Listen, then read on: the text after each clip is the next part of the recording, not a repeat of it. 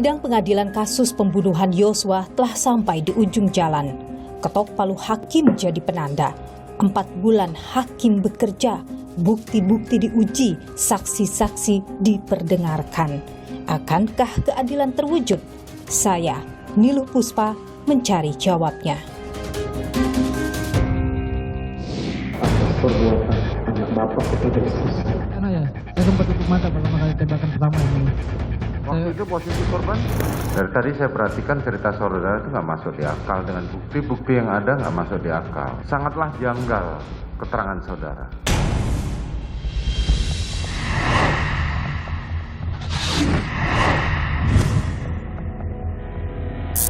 Woi, kau tembak cepat kau tembak. Bagaimana cara saudara memerintahkan Richard? Hajar, Cat. Kamu hajar, Cat. Kemudian ditembaklah Joshua sambil maju sampai roboh yang mulia.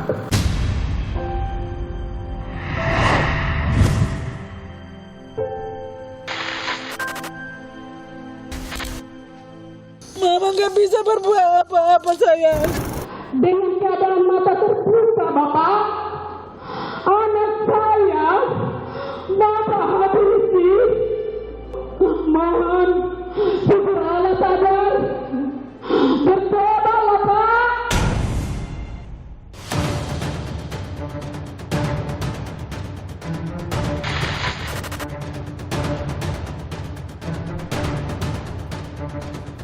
Faktor-faktor yang memberatkan atau yang meringankan pasti ada nanti. Jika ada hal-hal yang meringankan, artinya vonis Ferdy Sambo bisa di bawah seumur hidup. Bisa jadi begitu, tapi juga sebaliknya bisa pidana mati. Sidang perkara nomor 796 Pit B 2022 atas nama terdakwa Ferdy Sambo dinyatakan ditutup.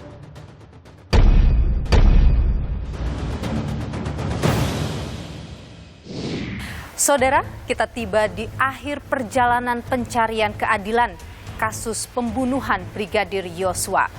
Vonis hakim pada semua terdakwa diputuskan pekan ini. Ferdy Sambo, bekas Kadif Propam Polri, yang juga atasan Brigadir Yosua, jadi yang pertama menerima vonis hakim. Kasus ini bermula pada 6 bulan lalu, tepatnya 8 Juli 2022. Brigadir Yosua ditemukan tewas bersimbah darah di rumah dinas atasannya, Ferdy Sambo. Kepada keluarga Yosua, kematiannya disebut akibat baku tembak antara Yosua dengan ajudan Sambo lainnya, Barada Richard Eliezer. Namun, pihak keluarga menolak penjelasan tersebut. Berbekal bukti luka yang tak biasa pada tubuh Yosua, pencarian penyebab kematian Yosua dimulai. 3 hari setelah kematian Yosua, 11 Juli 2022, polisi umumkan kepada publik terkait dengan peristiwa ini. Polisi sampaikan peristiwa tembak-menembak antara Brigadir Yosua dan Barada Richard Eliezer terjadi karena adanya pelecehan yang dilakukan oleh Yosua pada istri Ferdy Sambo, Putri Chandrawati. Penjelasan yang semakin membuat publik bertanya-tanya. Awalnya polisi sulit untuk membuka kasus ini. Skenario yang dibuat oleh Sambo begitu kuat dan melibatkan hampir 100 polisi. Kapolri pun membentuk tim khusus menangani kasus pembunuhan Brigadir Yosua. Setelahnya, saudara, Ferdy Sambo dinonaktifkan dari jabatannya. Desakan publik agar Polri membuka terang kasus ini membawa Polri untuk melakukan otopsi ulang terhadap jasad Brigadir Yosua. Otopsi ulang ini melibatkan pihak eksternal demi terangnya penyebab kematian Brigadir Yosua. Hampir sebulan berlalu, tepatnya 3 Agustus 2022, polisi akhirnya menetapkan 1 orang tersangka dalam kasus kematian Brigadir Yosua, Barada Richard Eliezer. Ia disebut oleh polisi bukanlah membela diri kala menembak Yosua. Keesokan harinya, saudara, Ferdy Sambo diperiksa di Barreskrim Polri. Dan untuk pertama kalinya ia menyampaikan ke publik terkait perbuatan Yosua terhadap istrinya yang menyebabkan peristiwa tembak-menembak itu terjadi. Demikian juga saya menyampaikan bela sungkawa atas meninggalnya Brigadir Yosua. Semoga keluarga diberikan kekuatan. Namun semua itu terlepas dari apa yang telah dilakukan saudara Yosua kepada istri dan keluarga saya. Malam harinya, saudara, Kapolri mengumumkan pencopotan Ferdi Sambo dari jabatannya sebagai Kadif Propam.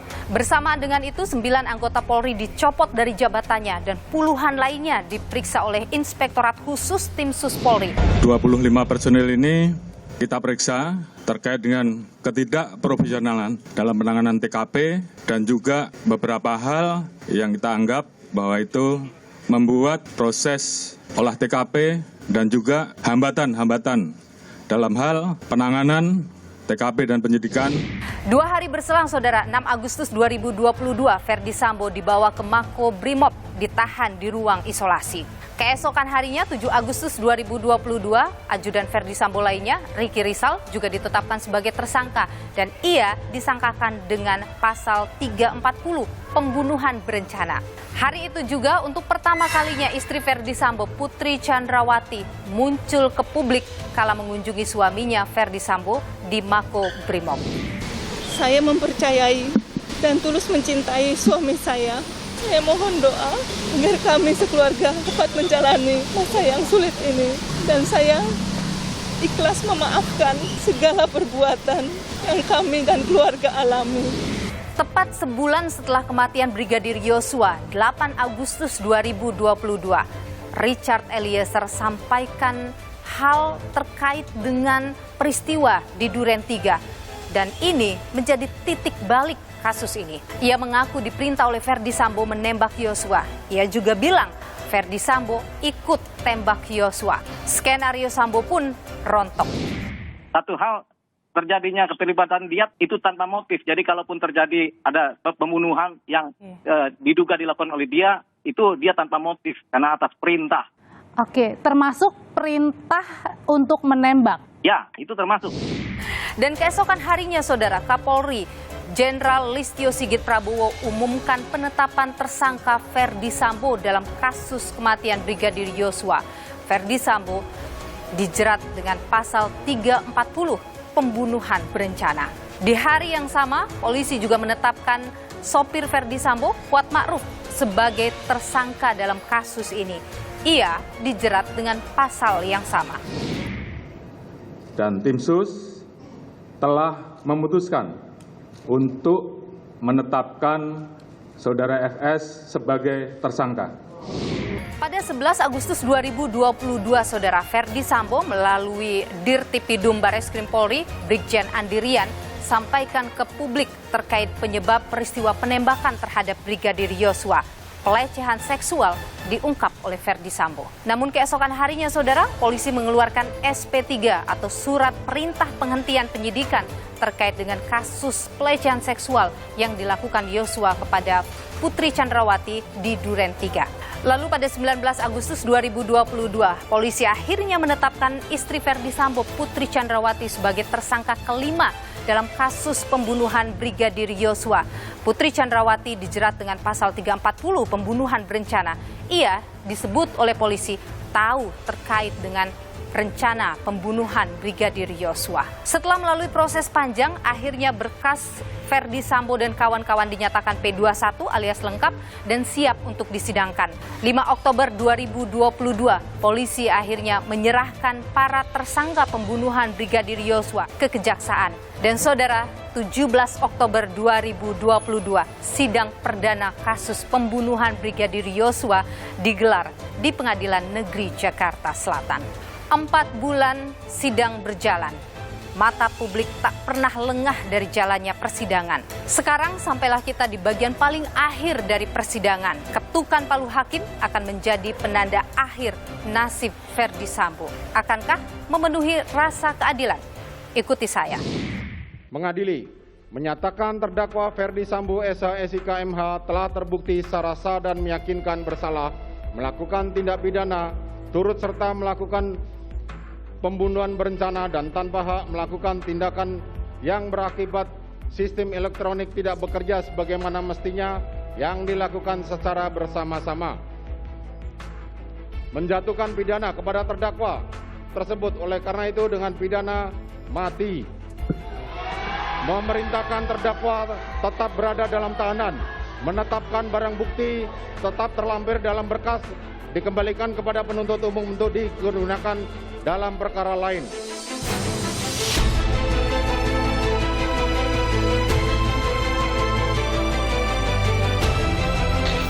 pada intinya kami melihat apa yang disampaikan atau yang dipertimbangkan dari majelis hakim ini menurut kami, tapi kami hormati. Kami hormati, menurut kami itu tidak berdasarkan fakta persidangan, hanya berdasarkan asumsi. Jadi apapun yang diputuskan tetap kami hormati. Langkah selanjutnya setelah ini, Pak? Langkah selanjutnya, nanti ya. Ibu, setelah vonis mati tadi disampaikan kepada Verdi Sambo, bagaimana? Sudah memenuhi harapan Ibu? Iya, sesuai dengan harapan kami dan doa kami kepada Tuhan yang kami panjatkan setiap saat. Tuhan telah nyatakan mujizatnya melalui perpanjangan tangannya, yaitu hakim sebagai utusan di muka bumi ini. Mereka telah memberikan harapan kami sesuai dengan perbuatan Sambo. Dia mendapatkan putusan vonis yaitu hukuman mati. Jadi kami keluarga sangat-sangat berterima kasih kepada semua para hakim maupun semua publik maupun media. Semua yang mendukung kami, terlebih itu kami pengacara, semua pihak keluarga kami sangat-sangat berterima kasih. Semoga Tuhan Yesus memberkati semuanya. Pak Kamarudin, melihat pertimbangan-pertimbangan hakim, Anda merasa hakim sudah cukup independen, sudah cukup imparsial, tidak mengalami tekanan?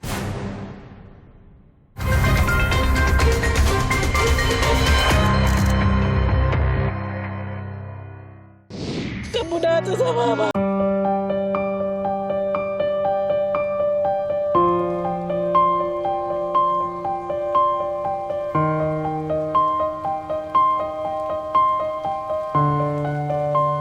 Pak Kamarudin, melihat pertimbangan-pertimbangan hakim, Anda merasa hakim sudah cukup independen, sudah cukup imparsial, tidak mengalami tekanan? Saya melihat majelis hakim itu dia begitu bersemangat, dia independen dan benar-benar dia wakil Tuhan.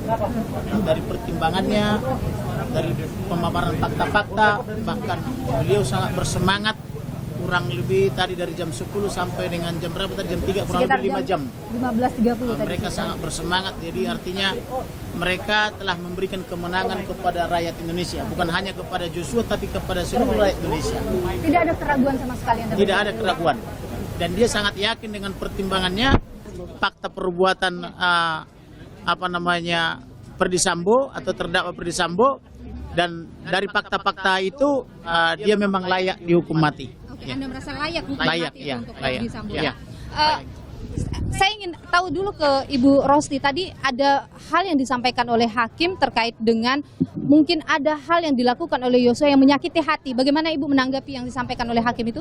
Kalau masalah yang disebutkan hakim di dalam persidangan tadi, kalau soal menyakitkan kami sebagai keluarga, karena kami mendidik anak ini dari kecil sampai hingga dewasa, memang dia ini taat, anak yang jujur dan anak yang patuh, yaitu itu di luar dugaan kami. Ya, semoga nanti kami menginginkan harapan kepada hakim, anak kami dipulihkan namanya, harkat dan martabatnya. Semua keluarga mengharapkan Huta Barat Simbajuntak agar anak kami yang telah dirampas nyawanya mohon dipulihkan harkat, nama baiknya, harkat dan martabatnya. Oke. Itu harapan kami sebagai keluarga. Jadi ingin dipulihkan. Oke, dan Bung Kamarudin, mungkin saja langkah hukum lanjutan masih akan dilakukan. Bagaimana Anda mengawal ini nanti?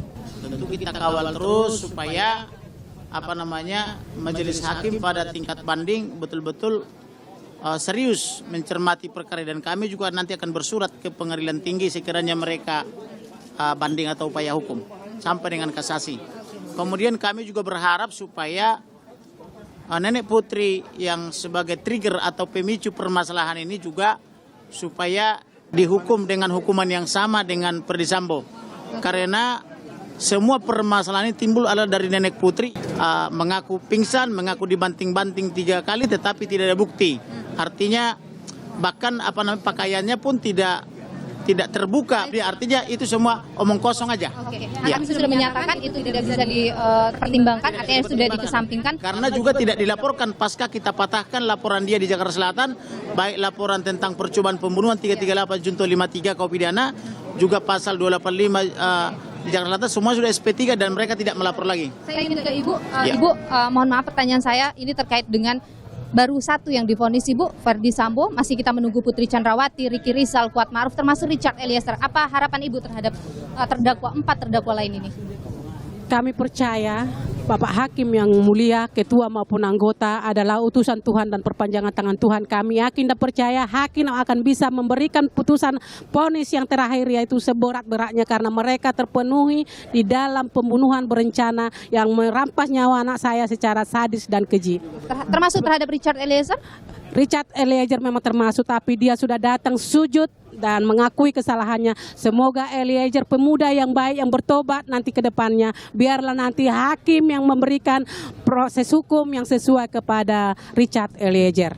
Bung Kamarudin, melihat vonis yang diberikan oleh hakim sekarang, bagaimana bayangan Anda vonis terhadap 4 terdakwa lain, termasuk pada Richard Eliezer? Kalau vonis terhadap Nenek Putri atau kepada Kuat Ma'ruf maupun Rijal harus diperberat.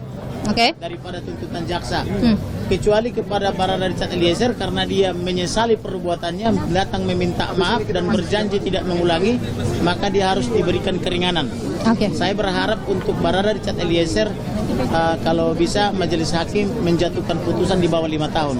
Baik, di bawah 5 tahun. Bung Kamarudin, hukuman vonis mati pada Ferdi Sambo menurut Anda sudah layak? Sudah layak karena dari pertimbangan-pertimbangan majelis hakim tadi ada kurang lebih 13-14 perbuatan dia yang sangat jahat yang merusak citra kepolisian. Baik. Bung Kamarudin Simanjuntak, juga Ibunda Brigadir Yosua, terima kasih sudah bersama Niluh. Sehat selalu dan semangat selalu. Baik, kami izin makan dulu ya. Baik, terima kasih buat semuanya. Ini kemenangan buat masyarakat Indonesia. Baik. Terima kasih Bung Kamarudin Simanjuntak, Bu Rosti Simanjuntak juga. Mama makan dulu ya. Mama belum makan ya.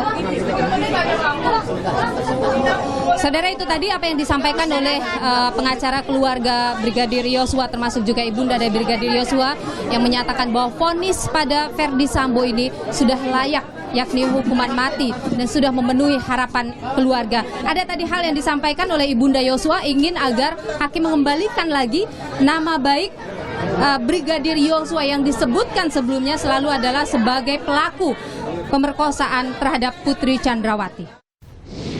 Menjatuhkan pidana kepada terdakwa tersebut oleh karena itu dengan pidana mati.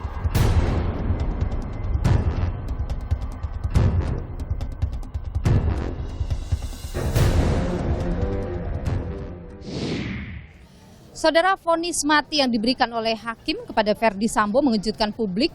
Mungkin ini sesuai dengan harapan banyak pihak, tapi apakah ini juga sudah sesuai dengan pertimbangan yang diberikan oleh hakim saat membacakan vonisnya tadi? Kita tanyakan hal ini pada pakar hukum pidana Universitas Jenderal Sudirman, Profesor Hibnu Nugroho. Prof Hibnu, terima kasih sudah bergabung dengan Niluh. Prof Hibnu, kalau Anda melihat vonis yang diberikan oleh hakim, apakah ini sudah dilakukan secara imparsial dan tanpa ada tekanan? Ya, tanpa ada tekanan. Makanya disinilah kita sebagai amicus curiae, sebagai sahabat, mendudukkan, meyakinkan bahwa hakim harus pada posisi yang independen. Jangan takut pada gladiator-gladiator hukum yang mungkin berkeliaran, mungkin yang menjadikan mempengaruhi independensinya. Jadi kalau kita lihat dalam suatu sistem peradilan, Mbak Niluh, yang sering saya sampaikan, unsur keterbukaan untuk umum sudah, unsur pembuktian sudah demikian variabelnya banyak sekali, unsur penasihat hukum juga, unsur independensi. Ini sangat luar biasa. Due process of law dalam suatu pengangkapan perkara yang kita acungi jempol. Tidak ada suatu ketakutan yang biasa. Hanya berdasarkan pada bukti yang akurat, faktor yang memberatkan dan meringankan. Faktor yang memberatkan itu saya sepakat. Menembak, Mbak. Menembak. Tidak hanya sekali, 2 kali, 3 kali. Itu suatu yang sangat menyakitkan. Karena dalam suatu sistem itu menembak itu suatu yang memberatkan. Caranya itu. Kalau cuma 1 kali, oke lah Mbak Niluh. Tapi 2 kali, 3 kali. 1. 2, menggunakan senjata negara.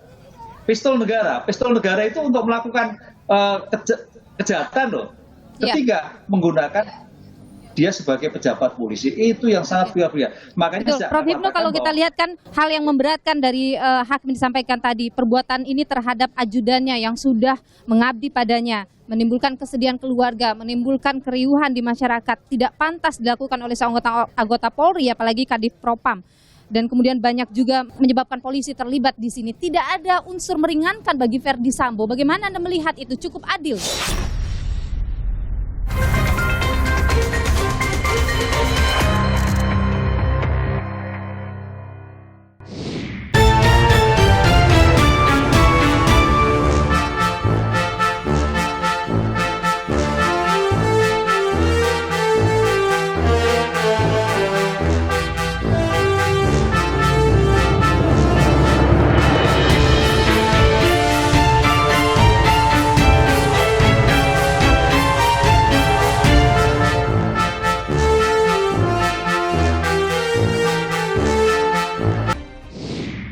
hal yang memberatkan dari hakim disampaikan tadi, perbuatan ini terhadap ajudannya yang sudah mengabdi padanya, menimbulkan kesedihan keluarga, menimbulkan keriuhan di masyarakat, tidak pantas dilakukan oleh seorang anggota Polri, apalagi Kadif Propam.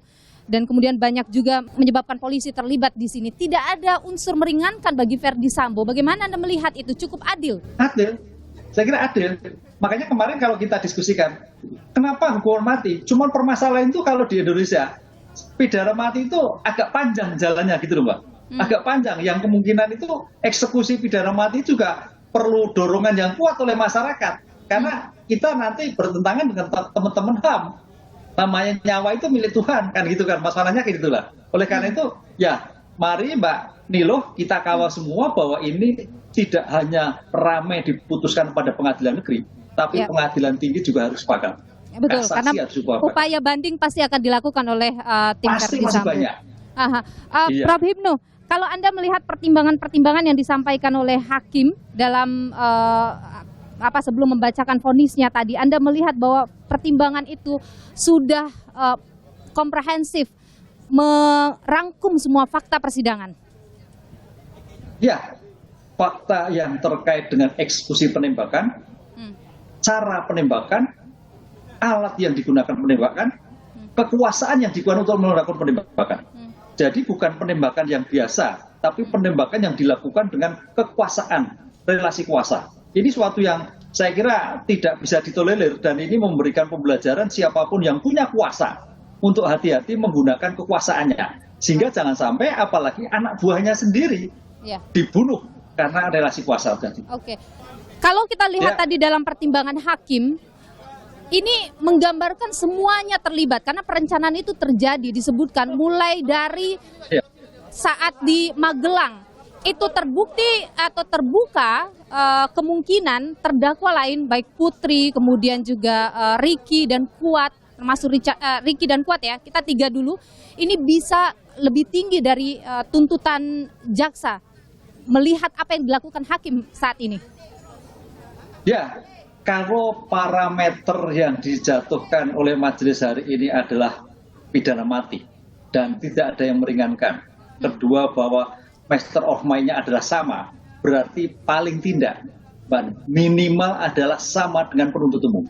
Artinya tidak berkurang sedikit pun dari apa yang dilakukan penuntut umum, yaitu 888. Ini saya melihatnya seperti itu.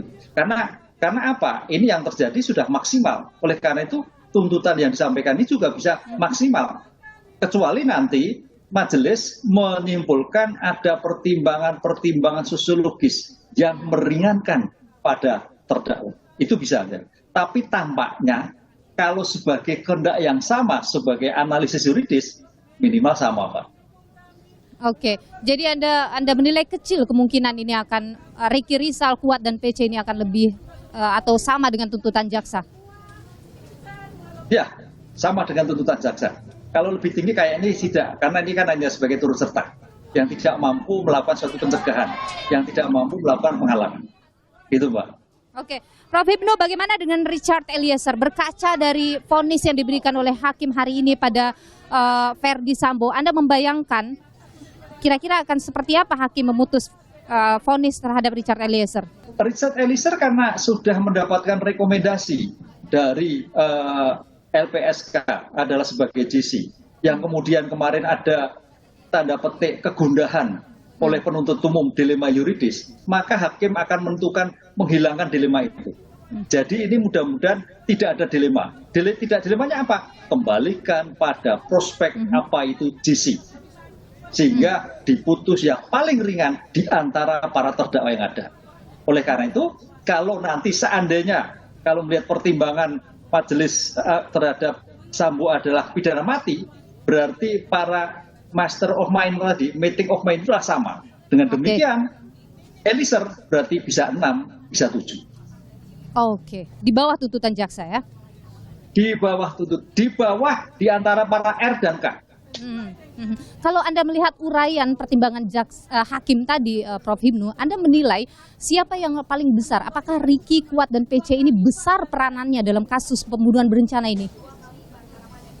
Kalau melihat suatu uraian ada meeting of mind yang sama, semuanya sama, Pak.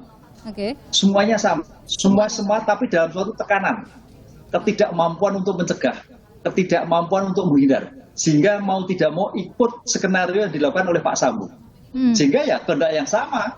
Kalau kita melihat uraian dari penuntut penasihat hukum uraian majelis tadi, ini ya tidak ada bedanya. Ini yang saya kira tadi menjadikan rujukan pertama adalah Sambo. Begitu Sambo mati berarti semuanya ada dimungkinkan adalah sama, tidak turun, kecuali sulit naik mungkin kan itu. Prof Hipnu, apakah Anda menilai hakim ini sudah menggali soal nilai-nilai yang hidup di masyarakat, termasuk juga perasaan keadilan masyarakat di vonis ini? Ya, kalau kita melihat vonis, namanya kepastian hukum, bedakan dengan kepastian perundang-undangan. Kalau perundang-undangan berarti kita hanya bermain pada rumusan undang-undang. Tapi kalau kepastian hukum ada di undang-undang, ada di luar undang-undang. Di luar undang-undang itu adanya kehebohan di dalam suatu masyarakat. Ada suatu situasi yang tidak baik di dalam suatu di kepolisian. Ini yang menjadikan hakim melihat keyakinannya. Oleh karena itu kepastian yang disampaikan berdasarkan ketuhanan yang Maha Esa itu betul-betul bahwa apa yang dilihat itu cermin bahwa ada suatu kondisi yang tidak baik dalam dunia kepolisian ataupun dalam suatu penanganan suatu perkara ini. Sehingga mau tidak mau hakim harus melihat suatu keadilan yang bersama ini adalah baik keadilan masyarakat, keadilan korban maupun keadilan di dalam pengembangan ke depan. Karena apa Mbak? Justru yang saya inginkan bahwa perkara ini mempunyai aspek deteren. Jadi dengan pidana mati itu, aspek deteren bagi siapapun yang punya kuasa, tidak main-main dengan kekuasaannya, apalagi terhadap ajudannya. Oke, Prof Hipnu, Anda melihat apa dampak vonis Verdi Sambo ini bagi peradilan Indonesia? Apa yang bisa kita petik? Ya, kita masih banyak bisa berharap dengan pengadilan.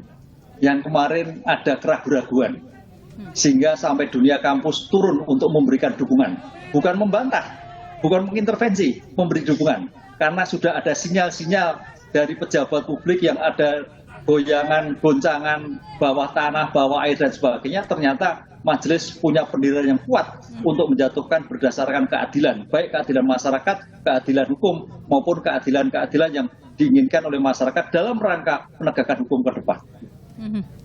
Karena ini meskipun ini adalah vonis di tingkat pengadilan negeri Jakarta Selatan, tapi tentu upaya-upaya hukum masih akan terus dilakukan oleh pihak Verdi Sambo. Apa yang perlu untuk kita perhatikan, kita kawal terkait dengan hal ini, Prof Hipnu? Ya, di sini kita berpesan bahwa penegakan hukum itu tidak hanya sampai pada pengadilan negeri. Nanti Pak Sambo pasti mengajukan banding. Sekarang pertanyaannya, apakah majelis banding sepakat dengan pengadilan negeri? Belum tentu. Bisa naik, bisa turun. Demikian juga banding belum selesai ada pada tingkat kasasi. Apakah majelis kasasi sepakat dengan pengadilan banding? Juga belum tentu. Ini yang harus kita kawal. Belum lagi perkara ini adalah perkara yang ruwet. Ruwet itu artinya memang sejak awal ada suatu obstruction of justice. Sehingga bisa juga dimungkinkan bukti-bukti baru di dalam suatu persidangan nanti. Yang akhirnya menjadi alat untuk peninjauan kembali. Jadi masih panjang Pak. Oleh karena itu mari kita kawal kasus ini tidak hanya pada heboh suatu putusan pada pengadilan negeri, tapi juga pada pengadilan tingkat banding dan kasasi. Sehingga keadilan itu betul-betul bisa kita lihat bersama bahwa inilah yang diinginkan suatu peradilan yang adil, baik masyarakat, apalagi terhadap keluarga korban. Apapun itu, kalau menurut Anda, vonis mati pada Verdi Sambo adalah vonis yang tepat? Ya, baik. Walaupun gini Pak, eksekusi pidana mati perlu adanya suatu keteguhan oleh negara untuk melakukannya. Baik, Profesor Karena sampai sekarang eksekusi, ya. Baik, Profesor Hipnu Nugroho, pakar hukum pidana Universitas Jenderal Sudirman. Terima kasih sudah bersama Niluh, Prof. Sehat selalu. Menjatuhkan pidana terhadap terdakwa Putri Chandrawati dengan pidana penjara selama 20 tahun. Menetapkan lamanya masa penangkapan dan penahanan yang telah dijalani terdakwa dikurangkan seluruhnya dari pidana yang dijatuhkan.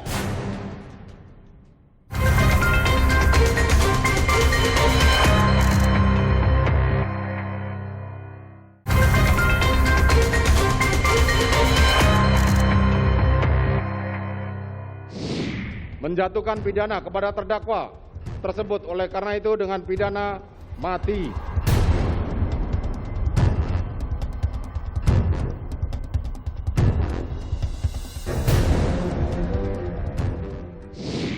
Saudara, baru saja hakim akhirnya membacakan vonis terhadap terdakwa pembunuhan berencana Brigadir Yosua Ferdi Sambo. Setelah kurang lebih 5 jam sidang dilakukan dengan sejumlah pertimbangan, saya mencatat ada beberapa pertimbangan hakim dalam memberikan vonis mati bagi Ferdi Sambo, yaitu diantaranya bahwa hakim menyebut perbuatan pelecehan Yosua terhadap putri ini tidak terbukti. Artinya hakim tidak mendapat keyakinan bahwa pelecehan seksual yang disebut sebagai pemicu adanya pembunuhan terhadap Yosua itu, hakim tidak mendapat keyakinan terkait dengan hal itu.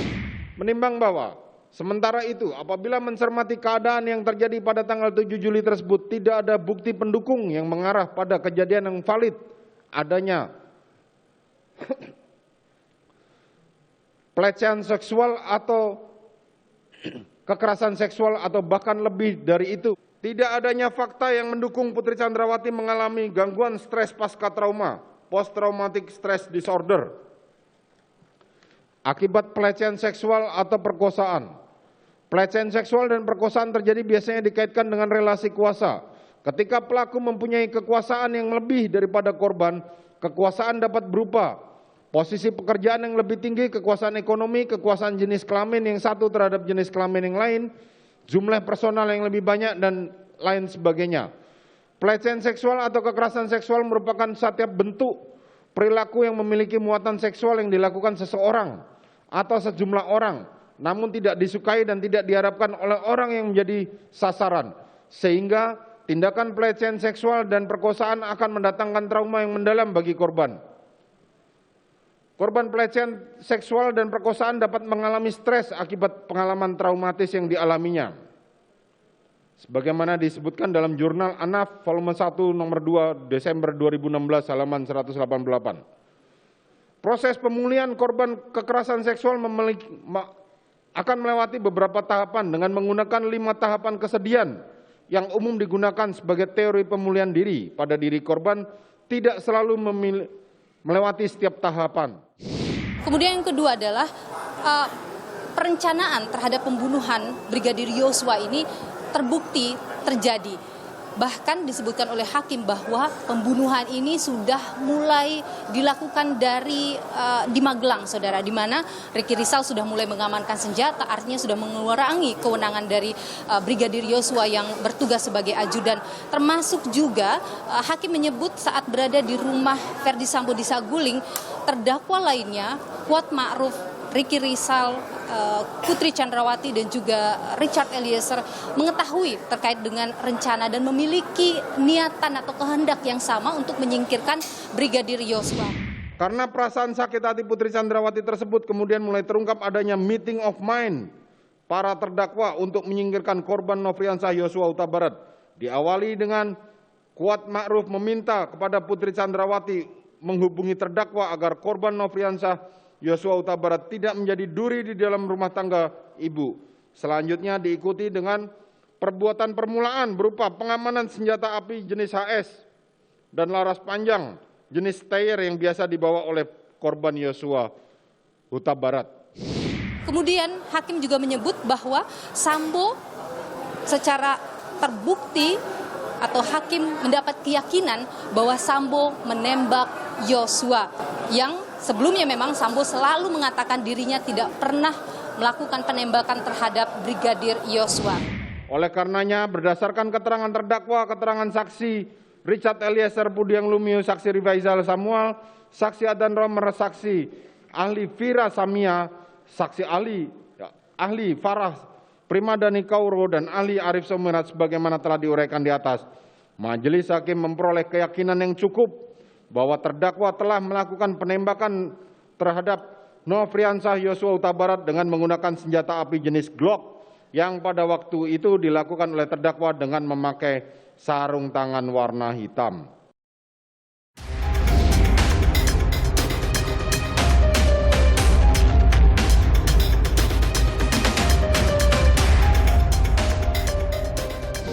Mengadili, menyatakan terdakwa Putri Chandrawati terbukti secara sah dan meyakinkan bersalah melakukan tindak pidana turut serta melakukan pembunuhan berencana.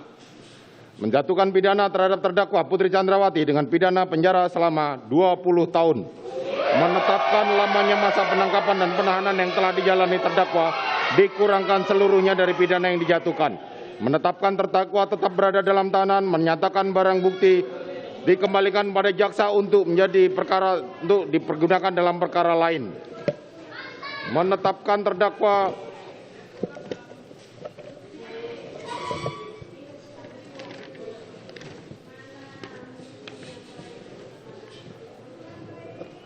membebani terdakwa Putri Chandrawati untuk membayar biaya perkara sebesar Rp5.000. Silakan duduk. Kami akan tetap menunggu dengan sabar dan mengharapkan dari majelis hakim bisa memberikan putusan yang ringan seringan-ringannya buat Ica.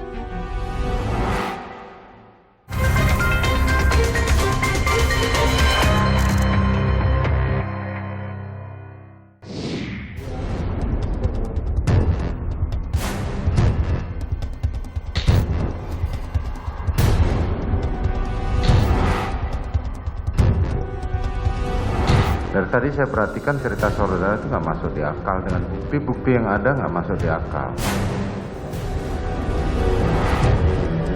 Kamu datang sama mama nggak bisa berbuat.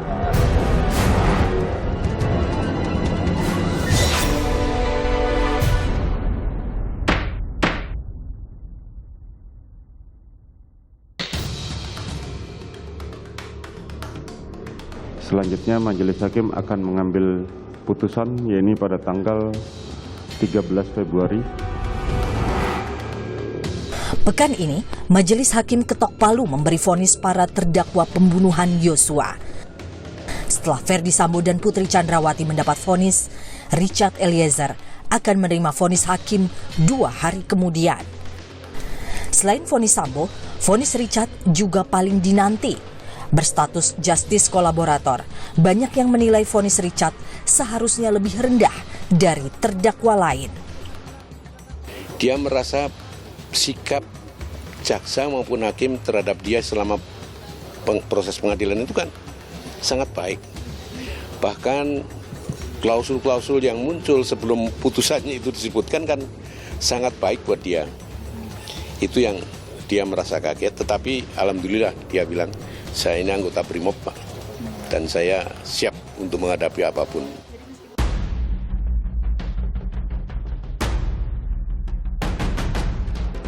Bagaimana cara saudara menembak?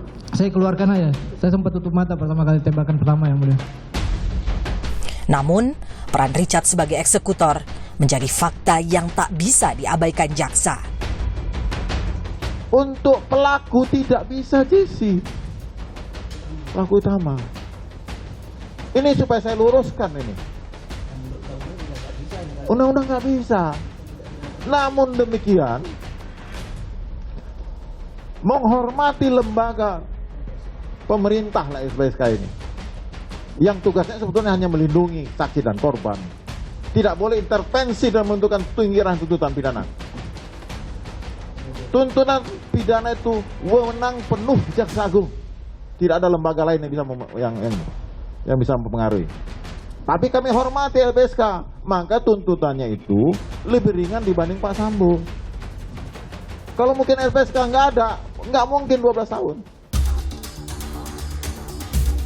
Justice kolaborator adalah sebutan bagi pelaku kejahatan yang bekerja sama dengan penegak hukum mengungkap kebenaran. Undang-Undang Perlindungan Saksi dan Korban mengatur hubungan antara kesaksian justice kolaborator dan hukuman yang diberikan. Tersangka yang menyandang justice kolaborator tidak dapat dibebaskan apabila terbukti bersalah. Namun, kesaksiannya dapat dijadikan pertimbangan hakim dalam meringankan hukuman yang akan dijatuhkan. Apakah Richard Eliezer juga akan menerima keringanan hukuman? Membunuh, betul. Tapi ada alasan penghapus pidana berupa perintah jabatan atau absolute level yang lahir karena relasi kuasa yang begitu kuat sehingga tidak memungkinkan seorang Richard Eliezer yang tadi notabene tadi sudah dijelaskan oleh Bang Edwin, backgroundnya Brimob, untuk menolak perintah dari seorang Ferdi Sambo. Kini, tinggal harapan dan doa yang bisa disematkan. Jadi kami akan tetap menunggu dengan sabar dan mengharapkan dari majelis hakim bisa memberikan putusan yang ringan seringan-ringannya buat Ica. Tuhan berkenan, pasti semua terjadi. Akankah vonis hakim terhadap Richard Eliezer akan memuaskan rasa keadilan publik?